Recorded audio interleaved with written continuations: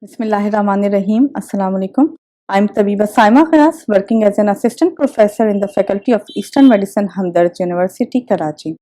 The topic of my presentation is the project CPET. CPET is an abbreviation of the Cardiopulmonary Assessment Tool. As we all know that the stethoscope is a symbol of healthcare professionals. But what if I tell you that the most of the physicians cannot use stethoscope properly? According to a CNN report, more than 80% of physicians cannot recognize the common heart problem by using a stethoscope.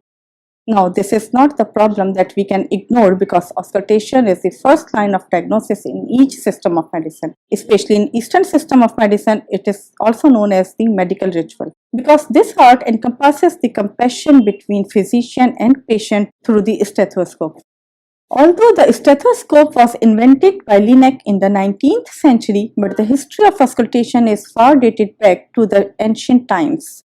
Hippocrates, also known as the father of medicine, was the first who introduced the method of listening to the patient's heartbeat and breathing sounds by putting ears on the patient's chest. This technique is known as the direct auscultation. Later on, Galen contributed to cardiopulmonary assessment art by describing the presence of blood in arteries rather than pneuma as per ancient concept. In the 10th century, a Muslim physician, Khalil Abbas, described the difference between arteries and veins based on their thickness.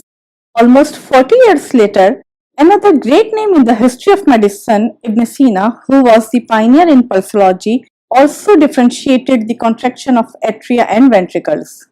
In the 13th century, Ibn Nafis was the first physician who discovered pulmonary circulation even 40 years before William Harvey.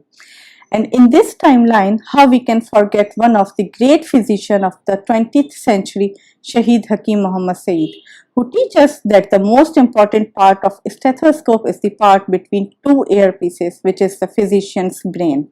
According to a Dawn newspaper report, he examined more than 5 million patients in his lifetime, and this is a national record on its own. A physician with such a profound experience never underestimate the importance of auscultation. In his book, Tajribat-e-Tabib, he described at many places the auscultatory findings of his patients. For instance, in the case of mitral stenosis, he delineated, and I quote, "Zawiya qalb ki thokar qadre niche aur phaili hui hai," means the apex beat of the patient is displaced, which indicates the cardiomegaly. Moreover, he wrote that जाविया कल्ब की ठोकर के मकाम पर और उससे कदरे ऊपर कुछ फासले पर हल्की सी फड़क नजर आती है. Here he was referring to the palpable murmurs, also known as thrills, which if present at the site of apex beat is the characteristic feature of mitral stenosis. He added that कल्ब की आवाजें तेज और छोटी हैं, means accentuation of cardiac sounds due to overfilling of ventricle as a result of cardiomegaly. Furthermore, he added कल्ब के कायदे पर दूसरी आवाज नुमाया तौर पर जोरदार, वाज़ेह और दोहरी सुनाई देती है. Here he was explaining that aortic and pulmonary components of second heart sounds are not synchronized, and if this occurs during expiration, it indicates hypertrophic cardiomyopathy. Surely, every physician can appreciate the way Shahid Hakim Muhammad Saeed described the auscultatory findings of the patients in only 3 lines. This inspired us to initiate the project CPET to reincorporate the art of auscultation in our young physicians.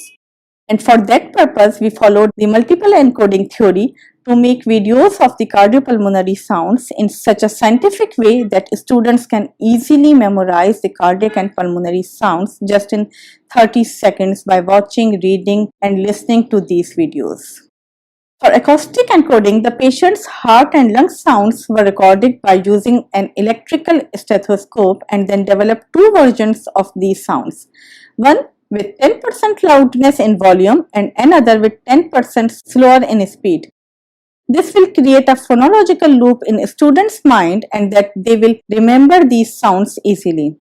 For visual encoding, the phonocardiogram and spectrogram of the sounds were displayed in the video by real-time correlation with audios, so that the learners can better understand the sounds waves and memorize them. For semantic encoding, the key features of the sounds with Chunkin and mnemonics were elaborated so that deep processing and optimal retrieval of knowledge can occur whenever it is acquired by the students.